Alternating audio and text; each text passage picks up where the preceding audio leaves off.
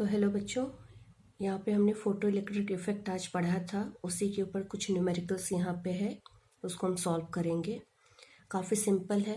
देखिए, सबसे पहला क्वेश्चन क्या है, what is the work function, जिसको हम 5 नॉट से रिप्रेजेंट करते हैं, of a metal whose threshold frequency, जिसको न्यू नॉट से रिप्रेजेंट किया जाता है, that is equal to 5.2 into 10⁻14 hertz.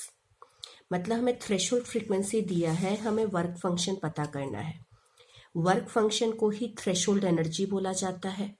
इसको हम रिप्रेजेंट कैसे करते हैं, 5 नॉट से करते हैं।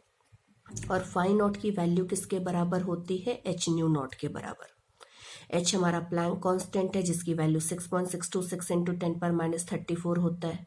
क्लास में भी मैंने बार बार बताया है कि कैलकुलेशन पर्पस के लिए आप 20/3 इंटू 10⁻34 ले लेंगे। मैं यूनिट के साथ लिख रही हूँ, तो इसका यूनिट कितना होता है, जूल सेकेंड।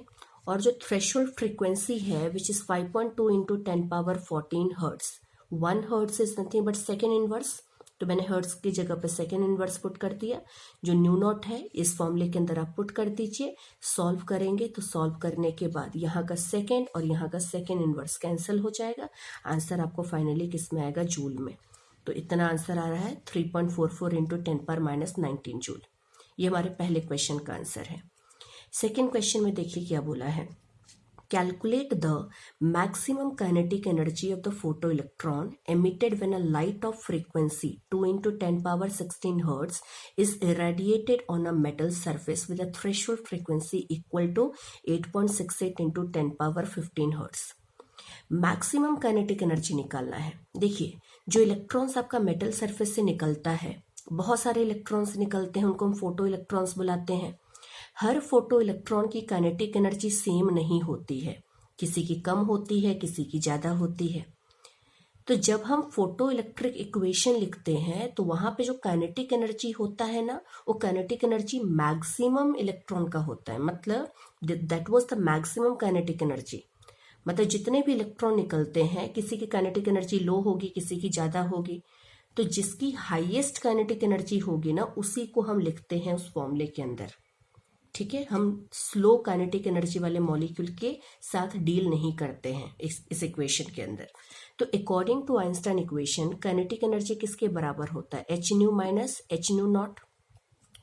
एच यहाँ से कॉमन है, एच को कॉमन ले लिया। मतलब मैंने यहाँ पे क्या किया, देखिए, according to Einstein equation kinetic energy equal to h nu minus h nu naught. But इस इक्वेशन में जो काइनेटिक एनर्जी है ना, ये मैक्सिमम काइनेटिक एनर्जी है। मतलब जो इलेक्ट्रॉन सबसे ज्यादा काइनेटिक एनर्जी के साथ रहता है, उसी को हम इस इक्वेशन के अंदर यूज करते हैं। स्लो काइनेटिक एनर्जी या लो काइनेटिक एनर्जी वाले के साथ डील नहीं करते हैं।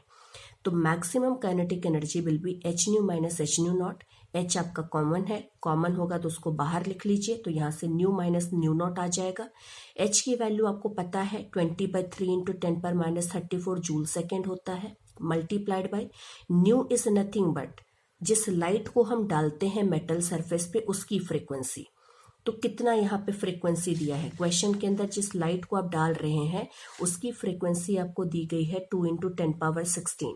तो न्यू के जगह पे हम कितना पुट कर देंगे, 2 इंटू 10⁻16।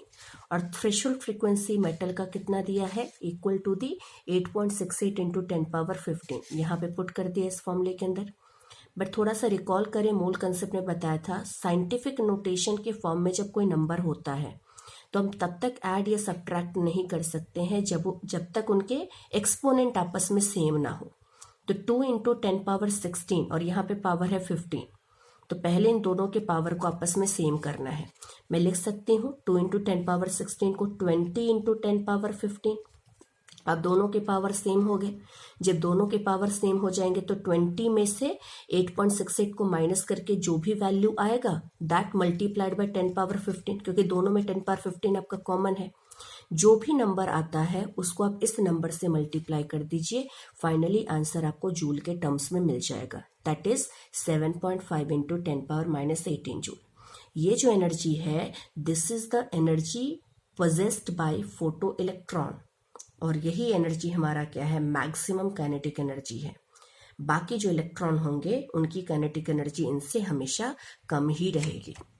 नाउ थर्ड क्वेश्चन देखिए क्या बोला है, calculate the threshold frequency of a metal from which the photoelectrons are emitted with zero velocity when exposed to radiation of wavelength 6800 angstrom.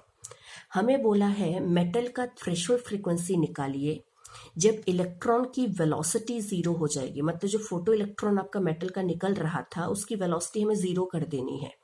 और हमने उस मेटल को कौन से रेडिएशन से एक्सपोज किया, जिसका वेवलेंथ 6800 है।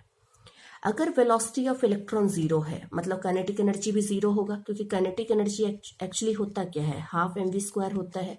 वेलोसिटी अगर जीरो हो गया तो काइनेटिक एनर्जी भी जीरो होगा। तो जब काइनेटिक एनर्जी आपके जीरो हो जाएंगे तो हमारा जो इक्वेशन होता है Einstein equation, kinetic energy equal to h nu minus h nu naught के बराबर होता है। अगर इस वैल्यू को जीरो पुट कर देंगे तो इसको जीरो करने का मतलब है h nu will be equal to h nu naught, h h cancel हो जाएगा। तो यहां से जो थ्रेशोल्ड फ्रीक्वेंसी है वो किसके बराबर हो जाएगा, फ्रीक्वेंसी के बराबर। मतलब जो लाइट का फ्रीक्वेंसी है उसी के बराबर आपका हो जाएगा थ्रेशोल्ड फ्रीक्वेंसी, अगर काइनेटिक एनर्जी कितना है इलेक्ट्रॉन का, जीरो। हमें तो थ्रेशोल्ड फ्रीक्वेंसी ही निकालना है क्वेश्चन में, तो थ्रेशोल्ड फ्रीक्वेंसी तो फ्रीक्वेंसी के बराबर है। और फ्रीक्वेंसी को कैसे लिखते हैं इन टर्म्स ऑफ लैम्ब्डा, क्योंकि हमें तो क्वेश्चन में रेडिएशन का वेवलेंथ दिया है। तो frequency is nothing but c by lambda होता है, तो फ्रीक्वेंसी के जगह पे सी बाय लैम्ब्डा लिख दिया। तो new not will be now see by lambda. Lambda को हम मीटर में कन्वर्ट कर दें क्योंकि सी की वैल्यू हम मीटर पर सेकेंड में लेते हैं। तो 6800 angstrom will be 6800 into 10⁻⁻10 metre. जब मीटर मीटर कैंसिल कर दोगे तो आपको जो थ्रेशोल्ड फ्रीक्वेंसी होगा वो पर सेकंड के फॉर्म में मिलेगा। पर सेकंड के जगह पे हम हर्ट्ज भी लिख सकते हैं। तो इस रेशियो से आप यहाँ पे फ्रीक्वेंसी निकाल सकते हैं। कौन सी फ्रीक्वेंसी, थ्रेशोल्ड फ्रीक्वेंसी, जो किसके बराबर है 4.41 इंटू 10⁻14 हर्ट्ज के बराबर है। नेक्स्ट क्वेश्चन देखिए, calculate energy in joule, joule में निकालना है, for 1 mole of photon whose radiation frequency is 5 into 10⁻14 hertz. मतलब एक रेडिएशन है उसकी फ्रीक्वेंसी 5 इंटू, यहाँ पे देख लीजिए 5 इंटू 10⁻14 हर्ट्ज दिया है। और उस फ्रीक्वेंसी के करस्पॉन्डिंग जो रेडिएशन आपका है उस रेडिएशन के अंदर अगर 1 मोल फोटोन को एज्यूम कर लिया जाए तो उसका एनर्जी बताइए, मतलब 1 मोल फोटोन की एनर्जी बतानी है। अगर एक सिंगल फोटोन की हम बात करते हैं, हमें तो एनर्जी जूल में चाहिए। आज भी मैंने क्लास में बताया था, एक सिंगल फोटोन की एनर्जी अगर आपको पता है, अगर पूछा है जूल में, तो that is 20 into 10⁻⁻26 by lambda in metre. Question में तो मुझे फ्रीक्वेंसी दिया गया है, फ्रीक्वेंसी आपको दिया है 5 इंटू 10⁻14 हर्ट्ज। अब लैम्ब्डा कैसे निकालेंगे with the help of frequency. Question में अगर आपको फ्रीक्वेंसी पता है तो lambda will be c by frequency. C आपको पता है 3 इंटू 10⁸, फ्रीक्वेंसी भी आपको पता है, रेशियो से आप लैम्ब्डा निकाल सकते हैं। Lambda in terms of metre आएगा, क्यों, क्योंकि ये मीटर पर सेकंड में है और फ्रीक्वेंसी आपका हर्ट्ज में है तो उसको पर सेकंड लिख सकते हैं। पर सेकंड कैंसिल हो जाएगा, लैम्ब्डा आपको मीटर में मिल जाएगा। तो यही लैम्ब्डा मुझे कहाँ पे पुट करना है, इस फॉर्मूले के अंदर पुट करेंगे तो सॉल्व करने से आपको एनर्जी ऑफ 1 फोटोन इतना मिलता है, 3.33 इंटू 10⁻⁻19 जूल। बट हमें तो 1 मोल के लिए पूछा है बेटा। जब 1 फोटोन की एनर्जी इतनी है तो 2 फोटोन की एनर्जी इसको 2 से मल्टीप्लाई कर दें, 3 फोटोन की एनर्जी 3 से मल्टीप्लाई कर दे, 100 फोटोन की एनर्जी 100 से मल्टीप्लाई कर दे। तो 1 मोल में अवोगाड्रो नंबर होता है, तो अवोगाड्रो नंबर से मल्टीप्लाई कर देंगे तो आपको एनर्जी 1 मोल के लिए पता चल जाएगा। सॉरी, तो अवोगाड्रो नंबर से मल्टीप्लाई कर दिया। तो यहाँ पे देखिए 1 मोल फोटोन की एनर्जी मुझे पूछा था, तो 20 into 10⁻⁻26 by lambda in terms of metre multiplied by Na। ये वैल्यू तो ऑलरेडी मैंने ऊपर ही निकाल रखा है, कितना है 3.33 into 10⁻⁻19 joule. This is nothing but energy of a single photon. हमें 1 मोल का चाहिए, तो एक सिंगल फोटोन के एनर्जी को अगर अवोगाड्रो नंबर के साथ मल्टीप्लाई कर देंगे तो आपको energy of 1 mole of photon मिल जाएगा। तो यहाँ पे ये जो आपका एनर्जी है वो जूल में आया था, और जब हम 1 मोल के लिए डिफाइन करते हैं तो उस यूनिट को बोलते हैं जूल पर मोल। तो आपको मिला है 19.98 इंटू 10⁻4 जूल पर मोल। अगर 10 पावर 4 को 10 इंटू 10 पावर 3 लिखेंगे तो 10 को आप इससे मल्टीप्लाई कर दीजिए, आपको कितना मिल जाएगा, 199.8 मिल जाएगा। मल्टीप्लाइड बाय 10 पावर 3 जूल पर मोल। 1 kilo joule will be 10 power 3 joule होता है।